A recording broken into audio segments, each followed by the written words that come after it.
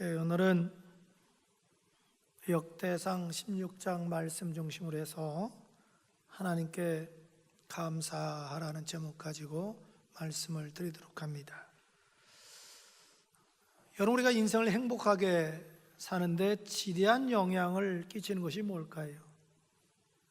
아마 불신자들은 환경이라고 얘기할 수 있을 겁니다. 그러나 성경은 다른 각도로 이야기합니다. 우리가 인생을 행복하게 사는데 지대한 영향을 끼치는 것은 바로 감사입니다. 왜냐하면 감사하면 지옥 같은 생활도 천국 될 수 있지만 불평하면 천국도 지옥으로 변할 수 있기 때문에 그렇습니다. 여러분들은 삶 속에서 얼마나 감사하며 사나요? 그런 얘기가 있잖아요. 어떤 엄마가 7살 그 꼬마아이를 데리고 아는 집에 이렇게 놀러 갔어요. 아는 집에 갔으니까 사과를 주는 거예요. 그러니까 엄마가 얘야, 너 사과 이런 걸 받으면 어떻게 인사하라고 그랬지? 그랬더니 애기가 뭐라고 했겠어요? 깎아주세요. 이게 늘 받는 게 몸에 밴 거예요. 우리들도 매일 주님 앞에 오면 주세요 주세요만 기도하지 감사합니다 감사합니다 이게 점점 줄어드는 거예요. 저는 여러분 속에 좀 감사가 많이 나오기를 축복합니다. 오늘 역대상 16장의 저자는 우리가 잘 아는 다윗입니다. 다윗은 이스라엘의 2대 왕으로서 많은 족적을 남기신 분이지요. 무엇보다 다윗은 아주 문학적인 그 재주가 뛰어난 신분입니다. 여러분, 시편 대부분이 다윗이 썼잖아요. 다윗은 쓴 시편을 읽어보면 구구절절 우리에게 깊은 감동과 은혜를 주잖아요. 그리고 다윗은 음악적인 재능도 뛰어난 사람입니다. 다윗은 특별히 수금을 연주하는데 일가견을 가지고 있었지요. 그리고 다윗은 뛰어난 영성의 소유자입니다. 한 번은 그 악신이 사울왕을 괴롭히는 거예요. 그때 다윗이 수금을 연주하니까 악신이 떠나가는 역사가 일어나는 거예요. 그 정도로 아주 영성이 뛰어난 분이었어요. 그리고 다윗은 아주 용감한 무인이지요. 다윗은 모든 전쟁에서 져본 일이 별로 없습니다. 거의 승리했죠. 그 정도나 뛰어난 그 전략가입니다. 그리고 용맹한 장수입니다. 그리고 다윗은 아주 훌륭한 정치가고 탁월한 행정가였습니다. 다윗이 왕이 된 후에 진정으로 이스라엘이 독립국가를 형성하게 되고 영토를 확장하게 되고 나라가 부강하게 되고 백성들이 태평성대를 누리게 됩니다. 한마디로 다윗은 이스라엘 역사상 가장 뛰어나고 훌륭한 영웅이고 성군입니다. 그런 다윗이 하나님의 법궤를 다윗성에 지금 옮기면서 하나님을 내가 너무 감사해서 본인이 직접 감사 찬송을 쓰고 작곡해가지고 그걸 당시에 성가대장했던 아삽에게 줍니다. 연주하라고. 그것이 본문의 내용이거든요. 우리는 본문의 내용을 통해서 왜 우리가 하나님께 감사해야 되는지, 어떻게 감사해야 되는지 그걸 배울 수가 있습니다. 그러면 첫째로 왜 하나님께 감사해야 될까요? 그것은 하나님이 행하신 놀라운 일들 때문에 그렇습니다. 한번 12절 13절 볼까요? 그의 종 이스라엘의 후손 곧 택하신 야곱의 자손 너희는 그의 행하신 기사와 그의 이적과 그의 입의 법도를 기억할지어다. 다윗은 이제 법궤를 옮기면서 먼저 과거를 회상해 보는 거예요. 보니까 하나님께서 자기 백성들을 얼마나 사랑하는지 말할 수 없는 기사와 표적과 이적을 베풀어 주신 거예요. 여러분, 하나님께서 이스라엘 백성들에게 베풀어 주신 기적 중에 최고의 기적이 뭘까요? 그것은 에집트에서 해방시켜 준 거예요. 하나님은 이스라엘 백성들을 400여 년 동안 에집트에서 노예 생활한 저들을 해방시키기 위해서 무려 10가지의 재앙과 기적을 베푸십니다. 그래서 이스라엘 백성들이 극적으로 에집트에서 해방되지 않아요? 어떻게 영원히 그걸 잊을 수 있겠어요? 잊을 수 없지요. 그래서 거기서 유월절이 생긴 거 아니에요? 어디 그뿐만인가요? 저들이 출애굽에서 광야 40년 동안 하나님께서 얼마나 많은 기적을 베풀어 주셨나요? 홍해가 갈라지는 기적도 베풀어 주시고요, 쓴물을 단물로 바꿔주는 마라의 기적도 베풀어 주시고요, 고기 먹고 싶다니까 메추라기를 1m 이상 쌓이도록 만드는 기적을 베풀어 주시고요, 물이 없다니까 반석에서 생수가 터지는 기적 베풀어 주시고요, 매일같이 새벽마다 40년 동안 만나를 저들에게 베풀어 주시고요, 낮에는 구름 기둥으로 이렇게 태양을 가려주시고 밤에는 추울까 봐서 불기둥으로 보여주셨잖아요. 여러분, 이스라엘 역사는요, 시작부터 끝까지 하나님의 기적의 연속이었습니다. 그러니 어떻게 감사하지 않을 수 있겠어요? 사실 여러분, 우리들은 이스라엘 백성보다 더 큰 은혜와 기적을 체험한 사람들입니다. 아마 여러분 그럴 거예요. 나는 그런 기억이 없는데요. 여러분, 예수님께서 육신을 입고 이 땅에 오신 자체가 기적이잖아요. 그 예수님께서 공생애 동안에 말씀 가지고 얼마나 많은 기적을 행하셨어요? 죽은 자도 살리시고요, 귀신도 내쫓고요, 불병도 고치고요, 오병의 기적을 베푸시고요, 바다 위를 걸으시고요, 상상을 초월하는 기적을 계속 베푸셨잖아요. 그런데 우리를 죄에서 구원함에 있어서는 말씀으로는 안 되는 거예요. 그래서 예수님이 친히 십자가에 피 흘려 죽으셨잖아요. 왜 그래요? 피 흘림이 없은즉 죄사함이 없고, 피 흘림이 없은즉 구원이 없거든요. 하나님의 아들 예수님이 나았던 죄인 구원하기 위해서 십자가에 피 흘려 죽으셨다고요. 그 예수님이 이스라엘 백성들 위해서는 피 흘려 죽은 일이 없어요. 그런데 우리들을 위해서는 피 흘려 죽으셨다고요. 그 십자가의 공로로 우리가 구원받아 하나님의 자녀가 됐다고요. 이건 기적 중에 제일 큰 기적이지요. 그리고 구원받는 후에 친히 우리와 함께 해주시고, 인도해 주시고, 지켜주시고, 필요한 걸 공급해 주셔서 오늘 우리가 이 자리에 있지 않습니까? 그러니 그 사랑과 은혜가 얼마나 감사해요. 그래서 감사해야 되는 거예요. 왜 감사해야 될까요? 그것은 약속하신 가나안 땅을 주셨기 때문에 그렇습니다. 자, 18절 읽어볼까요? 18절 시작. 이르시기를 내가 가나안 땅을 내게 주어 너희 기업의 지경이 되게 하리라 하셨도다. 아멘. 지금 다윗이 과거를 회상해 보는 거예요. 하나님께서 믿음의 조상 아브라함과 이삭과 야곱에게 가나안 땅을 주겠다고 약속했거든요. 근데 그 약속이 언제 이루어져요? 수백 년 지난 후에 여호수아를 통해서 저들이 가나안 땅 들어가게 돼요. 그리고 다윗을 자기를 통해서 지금 가나안 땅을 완전히 정복하게 돼요. 그러니 얼마나 감사해요? 여러분, 어떻게 해서 이스라엘 백성들이 가나안 땅을 정복하게 됐을까요? 그건 전적으로 하나님의 은혜예요. 왜냐하면 이스라엘 그 민족은 지극히 작은 민족 중에 한 민족이에요. 아주 연약한 민족이에요. 18절 19절 봅시다. 이렇게 말합니다. 그때 너희 사람 수가 적어서 보잘것없으며 그 땅에 객이 되었도다. 보잘것없는 민족이에요. 반면에 여러분, 가나안 땅에는요 강력한 7 부족이 살았다고요. 저들은요 이미 성을 다 이루고 살아요. 생활 기반이 다 닦아져 있었어요. 저들은 훌륭한 군인들이 있어요. 무기가 있는 거예요. 거기에 비하면 이스라엘 백성들은 오합지졸해요. 이스라엘 민족의 심가지고는 도저히 가나안 점령할 수 없어요. 그런데 하나님이 도와주셔서 정복할 수 있었습니다. 그러니 얼마나 감사해요? 지금 다윗은 그걸 생각해 보는 거예요. 참 우리 하나님 고마워요. 우리에게 약속한 거 지켜서 너무너무 고마워요. 지금 그 얘기예요. 여러분, 최소한도 우리가 믿는 하나님은 어떤 하나님인지 여러분 알아야 돼요. 우리가 믿는 하나님은 약속을 지키는 신실하신 하나님이셔요.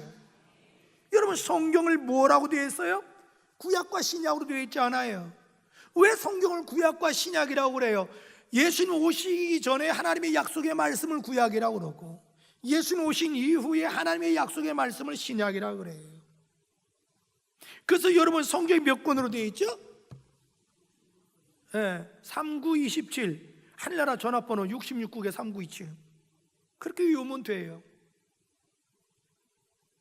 여러분, 이 성경에는 셀 수 없이 많은 하나님의 약속이 있어요. 어느 분이 예수 믿다가 박해받아 감옥에 가서 성경을 읽으면서 한번 세어봤대요. 몇 가지 하나님의 약속이 있나? 그랬더니 자기가 세어본 결과는 한 36,500가지 약속이 있다고 그래요. 가령 우리가 성경에 보면 예수 믿으면 구원받는다, 기도하면 응답해 주시겠다, 기도하면 성령을 부어주시겠다,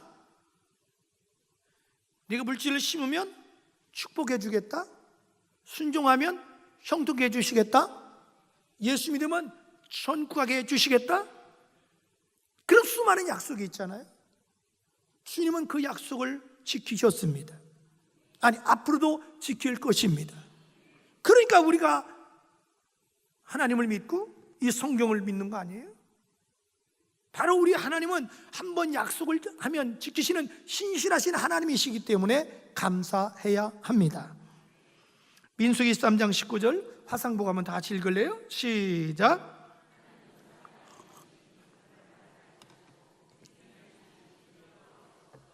어찌 그 말씀하신 바를 행하지 아니하시며 하신 말씀을 실행하지 아니하랴. 아멘.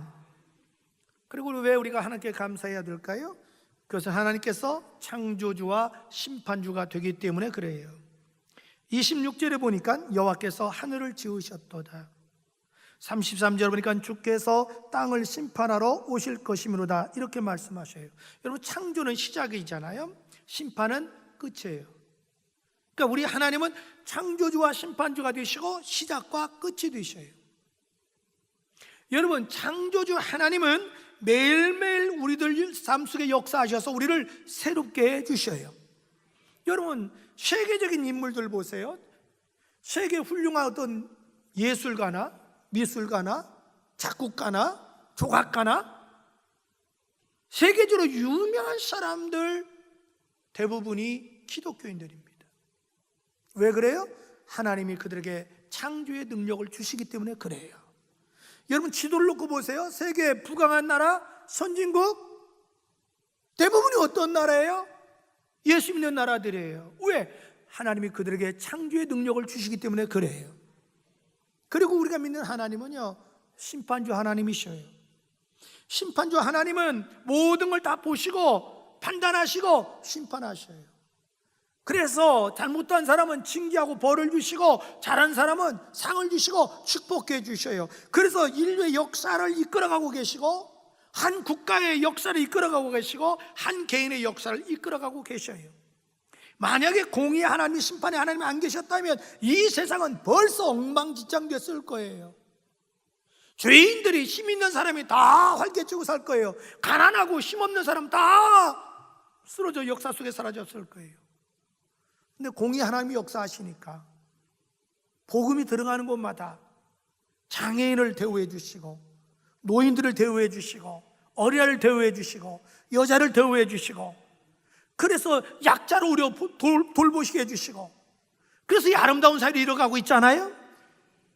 여러분, 우리가 인생 살다 보면 힘들고 어렵고 억울한 일 당할 때가 얼마나 많아요. 만약에 이 사회가 짐승처럼 약육강식만 됐다면 힘없고 없는 사람은 전부 다 역사 속에 사라졌을 거예요. 근데 하나님은 그렇게 하시질 않아요. 그래서 우리가 때로는 힘들고 어려워도 가난해도 억울해도 인내할 수 있는 거예요. 왜? 하나님이 반드시 선악과를 판단하셔서 다윗의 억울함을 풀어주시고 왕으로 세워주시고 요셉을 억울함을 풀어주시고 총리로 세워주듯이 하나님이 우리 억울함을 풀어주시고 보상해 주는 걸 믿기 때문에 그래요. 바로 하나님이 우리의 창조주가 되셔서 날마다 내 삶을 새롭게 해주시고 심판주가 되어 선악간에 판단하시는 하나님이기 때문에 감사해야 될 줄로 믿습니다.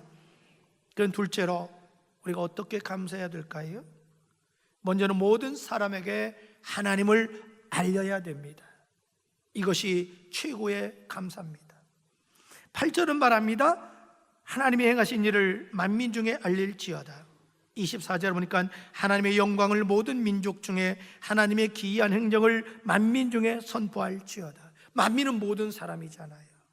다시 말해서 이런 얘기예요. 내가 하나님께서 받은 사랑과 은혜, 구원과 축복을 가슴에만 간직하지 말고 내가 만나는 사람 그 누구에게나 하나님을 증거하고 자랑하라는 거예요. 여러분, 우리가 예레미야 9장 23절 24절 보면요, 우리가 하나님을 자랑하면 하나님은 계속해서 우리에게 자랑거리를 공급해 주셔요. 그래서 우리는 늘 자랑해야 돼요. 이걸 오늘 우리에게 적용하자면 복음 증거예요. 우리는 언제 누구를 만나든지 예수를 자랑해야 돼요. 왜? 예수 안에 죄사함이 있어요. 예수 안에 구원이 있어요. 예수 안에 능력이 있어요. 예수 안에 천국이 있어요. 예수 안에 마귀를 이길 수 있는 힘이 있어요. 그래서 우리는 예수를 자랑해야 돼요. 그것이 우리가 감사할 수 있는 최상의 첫 번째 방법이에요. 여러분, 다음 주에 우리가 추수감사절이잖아요. 추수감사를 맞아서 우리가 오직 예수 기쁨 영혼 구원 축제 하지 않아요? 최고의 하나님께 영광 돌릴 수 있는 감사가 뭐냐? 영혼을 추수하는 거예요. 전도하는 거예요. 여러분, 다음 주에 우리 전도해서 하나님께 영광 돌립시다. 아멘. 어떻게 감사해야 될까요? 날마다, 그리고 영원히 감사해야 됩니다. 23절, 온 땅이여 여호와께 노래하며 그의 구원을 날마다 선포할지어다. 날마다, 순식간이 아니고 날마다, 숨 쉴 때마다 내 심장의 고동 소리가 멈추는 한 그때까지 계속해서 감사하라는 거예요. 그리고 한번 36절 한번 같이 읽어볼래요? 36절 시작. 여호와 이스라엘 하나님을 영원부터 영원까지 송축할지로다 하매 모든 백성이 아멘하고 여호와를 찬양하였더라. 여기 보니까 영원부터 영원까지, 다시 내가 죽을 때까지 감사하라는 거예요. 다시 말해서 여러분, 어떤 환경에서라도 감사하라 이 말이지요. 잘된 일은 잘 돼서 감사하고, 나쁜 일도 하나님이 도와주셔서 합력해서 선을 이룰 줄로 믿고, 따라합시다. 줄로 믿고 감사하자, 그 얘기예요. 그래서 데살로니가서 5장 18절에 범사에 감사라, 이것은 너희를 향하신 하나님의 뜻이니라, 이렇게 말하는 거예요. 어떻게 우리가 또 감사해야 될까요? 예물로 감사할 줄 알아야 됩니다. 29절 볼래요? 29절, 여호와 이름에 합당한 영광을 그에게 돌릴지어다. 제물을 들고 그 앞에 들어갈지어다. 아름답고 거룩한 것으로 여호와께 경배할지어다. 여기에 보니까 하나님께 어떻게 감사해야 되냐? 예물 가지고 감사하라는 거예요. 그런데 아름답고 거룩한 예물로 감사하라고 그랬어요. 아름답고 거룩하다는 것은 어떤 의미냐면, 쉽게 말하면 온 정성을 다해서 가장 귀한 것으로 하나님께 예물 드리라는 거예요. 여러분, 신명기 16장은 절기장이라고 그러잖아요. 그래서 신명기 16장에 본 절기 때마다 그렇게 하나님이 얘기해요. 빈손으로 나오지 말라고 그래요. 너 심 닿는 데까지 나에게 예물을 드려라. 신명기 16장 16절 17절은 이렇게 말을 해요. 내 하나님 여호와께서 택하신 곳에서 여호와를 배웁되 빈손으로 여호와를 배웁지 말고 각 사람이 내 하나님 여호와께서 주신 복을 따라 그 심대로 드릴지니라. 여러분, 주님이 나에게 생명 주셨잖아요. 주님이 나에게 건강 주셨잖아요. 주님이 나에게 물질 주셨잖아요. 우린 청직이잖아요. 어차피 빈손 왔다 빈손으로 가잖아요. 물론 내 자신을 드려야 되지요. 그러나 물질도 드리지 못하면서 내 자신을 드릴 수 있을까요? 주님도 그랬잖아요. 재물 있는 곳에 네 마음이 있다고. 그리고 너의 재물을 하늘에 쌓아두라. 땅에 쌓아두지 말라 그랬거든요. 내가 먹고 마시고 입고 쓰는 것 순간은 좋아요. 그러나 얼마 있다 다 사라져요. 정말 내가 영원히 남는 것, 내 후대까지 물려줄 최고의 자산은 뭐냐? 하나님께 드리는 거예요. 여러분, 하나님께 드리는 것은 낭비가 아니에요. 그건 투자예요. 저축이에요. 주님이 반드시 30배, 60배, 100배로 축복했다고 약속해 주셨어요. 저는 그 말씀을 믿습니다. 어떻게 감사해야 될까요? 또 무조건 감사해야 됩니다. 무조건. 36절 하반절 이렇게 말합니다. 모든 백성이 아멘하고 여호와를 찬양하였더라. 이런 얘기거든요. 다윗이 이스라엘 백성들 앞에 왜 감사해야 되는지, 하나님께 어떻게 감사해야 되는지 이렇게 설명을 지금 한 거예요. 그러니까 백성들이 이구동서로 아멘으로 화답했어요. 아멘. 왜 안 해요? 아멘. 근데 아멘 뜻이 뭔지 아세요? 이번에 목장 교재에다 이거 냈어요. 좀 알으라고. 이번에 목장 교재는 한 2주 동안 제가 좀 시리즈로 나가다가 딱 멈추고, 상식적으로 좀 우리 교인들이 많이 알아야 될 거 너무 모르는 경우가 많아. 그래서 그걸 교재를 만들었어요. 그러니까 목장 교재 보면 주보에 나와 있을 거예요. 이스라엘 백성이 아멘했다는 건 뭐냐면요, 맞아요. 그래요. 우리 무조건 감사할 거예요. 여러분, 감사에는 이유가 없잖아요. 핑계가 없잖아요. 그냥 아멘이 있을 뿐이에요. 아멘? 무조건 감사해야 하는 거예요. 독일의 어떤 사람이 혀암에 걸렸어요. 혀를 이제는 절단한 수술을 해야 돼요. 혀를 일단 수술하면 다시는 말을 못해요. 이제는 눈빛이나 손으로 말을 해야 돼요. 가족들이 지켜보는 앞에서 의사 선생이 얘기하는 거예요. 마지막 하실 말씀은 없습니까? 그 환자가 눈을 감더니 눈에서 쭉 눈물이 흐르는 거예요. 잠시 동안이지만 침묵의 시간이 흐르는 거예요. 모두가 긴장하고 있어요. 마지막 무슨 말을 할까? 그때 그분이 마지막 한 말은 주님 감사합니다. 사랑하는 아내 이름도 부를 수 있었을 거예요. 사랑하는 자녀들 이름을 마지막으로 불러보고 싶었을 거예요. 근데 그 환자가 마지막 부른 이름은 주님이었고 마지막 한 말은 감사였습니다. 여러분, 돌이켜보면 하나절까지 우리는 하나님의 은혜 속에 살고 있습니다. 감사하지 않은 게 어디 있나요? 다 감사하지 않은가요? 정말 저는 여러분이 오늘 이스라엘 백성들처럼 감사 앞에 무조건 아멘하는 신앙이 되기를 바랍니다. 우리 사랑하는 팀들 가족 여러분, 물론 감사가 말처럼 쉬운 것만은 아닐 거예요. 그것도 습관이더라고요. 우리 인생을 살다 보면 습관이 참 중요한 것 같아요. 매사에 불평하고 투정 부리고 불만을 얘기하는 사람은 입만 열면 자기도 모르게 그게 몸에 뱄어요. 당연히 여기에요. 그런데 그런 사람 주변에 꼭 그런 사람끼리 또 모여요. 그런데 갈렙과 여호수아처럼 다윗처럼 매사에 감사하는 사람은 또 매사에 감사해요. 그리고 긍정적인 사람은 매사에 또 긍정적이에요. 그럼 주변에 또 그런 사람이 모이는 거예요. 여러분, 우리가 감사하면 주님이 감사할 수 있는 힘도 주시고 능력도 주시고 은혜도 주셔요. 정말 이제 다음 주가 추수감사주일이에요. 올해 여름은 얼마나 힘들었겠어요. 우리나라 지금 정치, 경제, 사회적으로, 안보적으로 매우 혼란 속에 있지 않습니까? 그럼에도 불구하고 주님의 은혜로 오늘 우리가 이 자리에 있지 않은가요? 생각해보면 얼마나 감사해요. 참 인생에 살면서 숱한 시련과 역경과 어려움이 있을 텐데 그때마다 감당할 수 있는 능력 주시고 피할 길을 주시고 지켜주셔서 오늘 내가 이 자리에 있는 줄로 믿습니다. 그래서 정말 여러분 다음 주 추수감사절 때 가장 아름다운 것으로 거룩한 것으로 정성을 다해서 최고의 예물을 주님 앞에 결단하고 드릴 줄 아는 믿음의 용사들이 되기를 주의 이름으로 축복합니다. 그러면 주님께서 더 넘치도록 축복해 주실 줄로 믿습니다. 시편 50편 23절은 이렇게 말합니다.